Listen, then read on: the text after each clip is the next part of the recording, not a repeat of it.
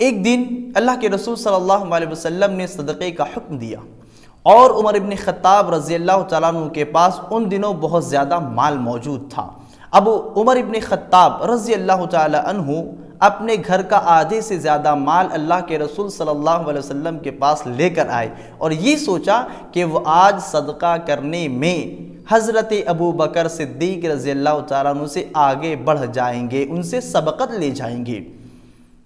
ابو بکر صدیق رضی اللہ تعالیٰ عنہ بھی اپنے گھر سے مال لے کر آئے۔ اللہ کے رسول صلی اللہ علیہ وسلم نے پوچھا، عمر کتنا لائے ہو؟ کہا اللہ کے رسول جتنا یہاں موجود ہے اتنا گھر پر بھی موجود ہے، گھر کا آدھا مال میں لے کر آیا ہو۔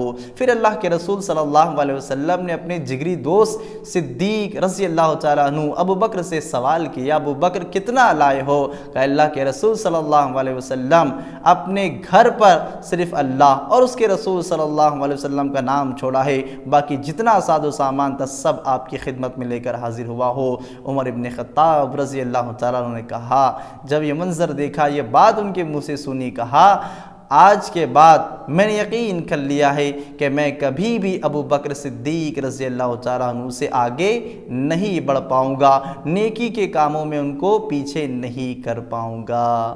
ورضی اللہ تعالی عنہما۔